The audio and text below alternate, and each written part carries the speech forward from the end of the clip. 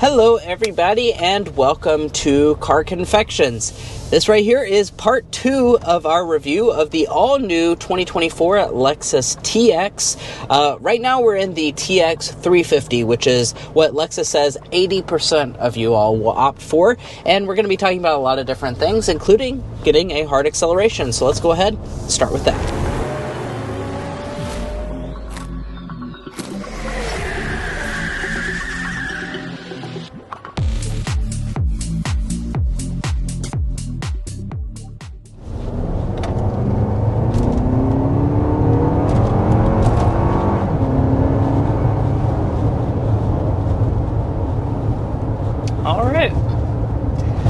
So, like Mason was just saying, about 80% is what the expected take rate is for the TX 350. It's kind of, very similar to the Lexus RX in the sense that the 350 model is really going to be the mainstream model that most people are choosing, and it is the same powertrain as that you get in the RX 350. It's a 2.4 liter turbocharged 4-cylinder engine, making 275 horsepower and 317 pound-feet of torque.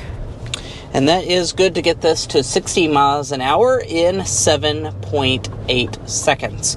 Now, that is the slowest Lexus TX that you can buy, as you would expect out of the basic powertrain. But I will say,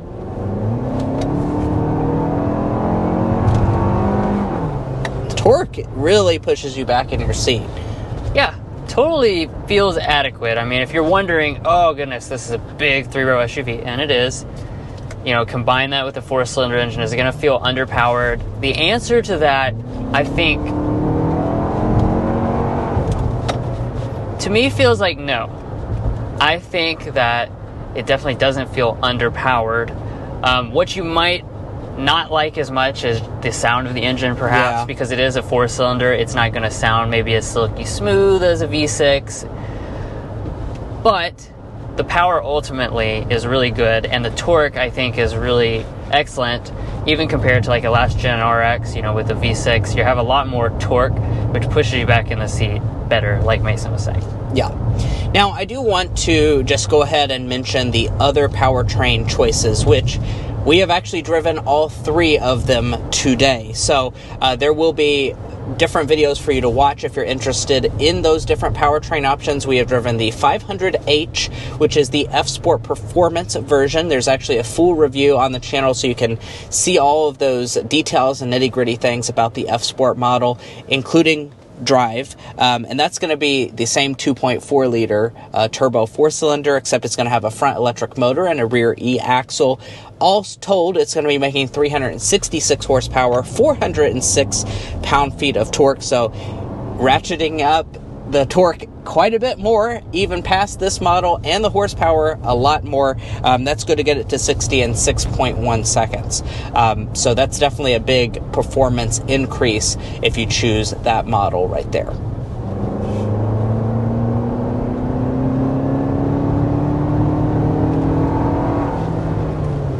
Nice little merge onto the freeway here. But yeah, we're not done yet, because there is also a late availability. It's not going to be right at the launch. So at launch, you're going to have the 350 model and the 500H F-Sport Performance. But they will be offering a 550H Plus, which AKA in Lexus speak means that that's a plug-in hybrid variant. And that is going to have a 3.5 liter V6. So if you really want the refinement of a V6 and you don't want the 4-cylinder, you can opt for that plug-in hybrid. That's going to have 404 total system horsepower on that model. So very, very, very powerful when you choose that. 0 to 60 on that is 5.9 seconds.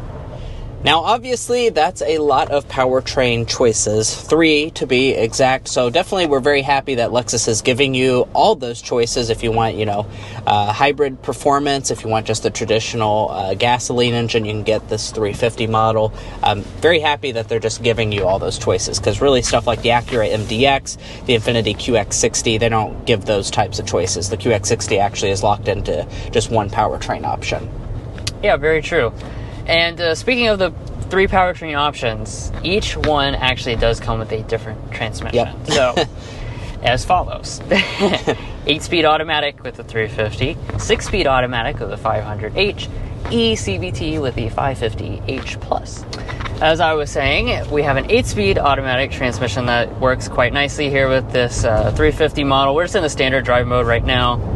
Put your foot down, you wait like a little half beat there, but it gets you into the right gear, gets you up to speed nicely. In terms of the 500H, which we did also drive, we'll be giving you guys some impressions on that coming soon. All right, and we're going to try and get you guys a sound level reading going 55. We are here in Austin, Texas. There's a lot of traffic, so we're going to do our very best job to get you 55 miles an hour here.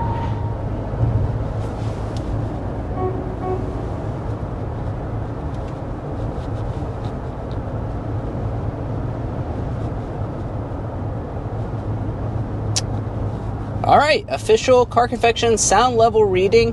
Took a little bit longer. I wanted to make sure we were still on the smoother part of the pavement, and the fan speed was on 153.7 decibels. That's a very good sound level reading, guys.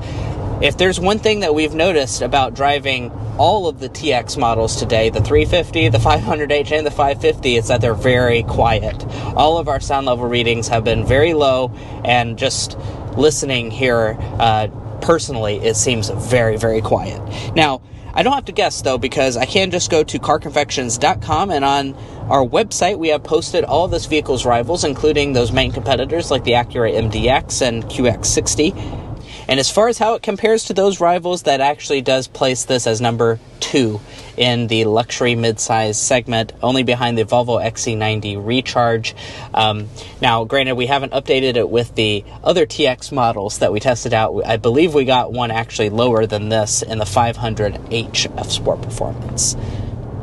But I do want to just also talk about your ride quality. You're probably curious about that because this segment is all about just family comfort and all of those things. It really knocks it out of the park. There's a lot of really rough roads down here in Austin. There's a bump right there in the road. It does a great job of soaking it up.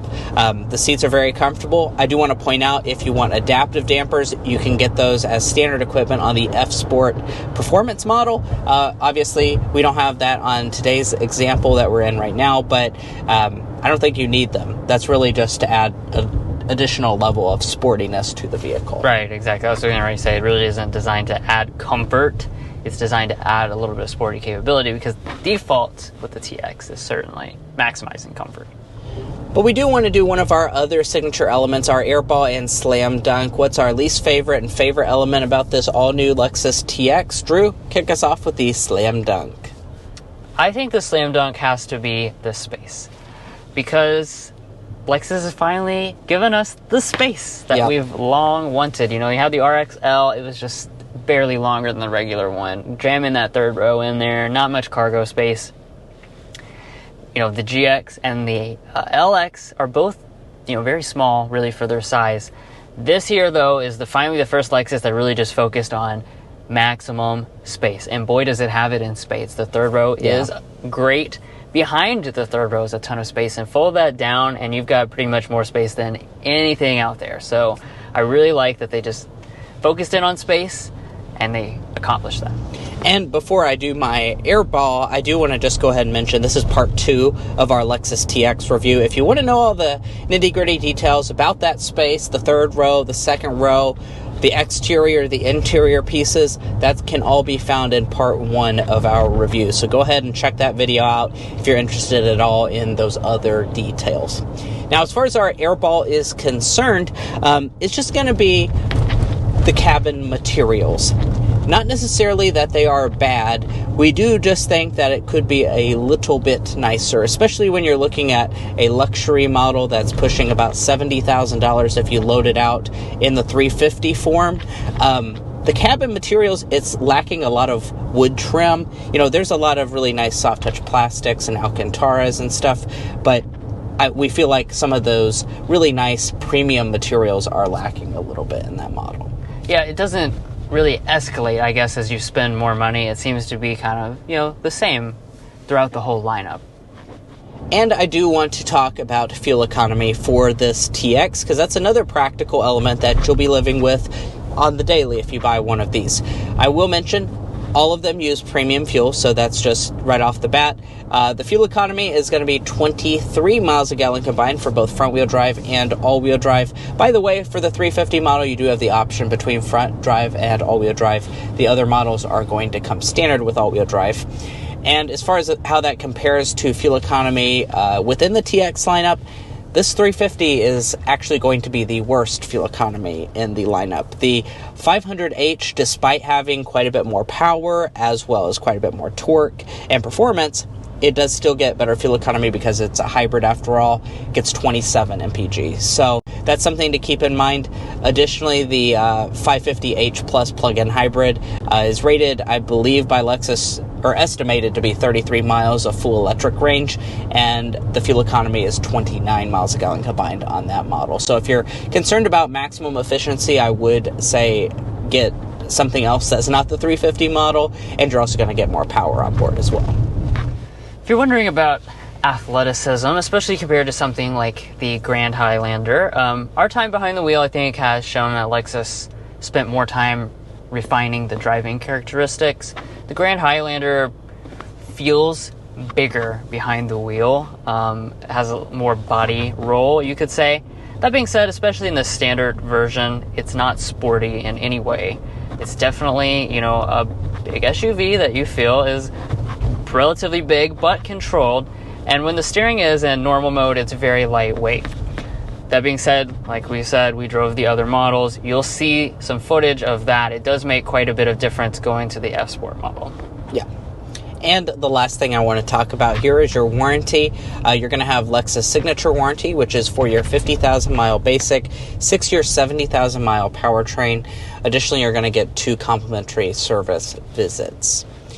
And guys, that's where we're going to leave off on part 2 of our all-new Lexus TX review. Of course, we look forward to testing this model out back home extensively for 7 days. So if you're interested in learning about our impressions over a full week, go ahead and hit that subscribe button down below, because we will be hopefully giving you impressions on that very shortly, as well as other forms of content like night reviews and things along those lines. So be sure to hit that subscribe button if you haven't already. And if you're already subscribe to the channel, thank you so much for your continued support. You do make this all possible, and we are very grateful for it. We'll catch you next time as we sample more of the latest automotive delicacies.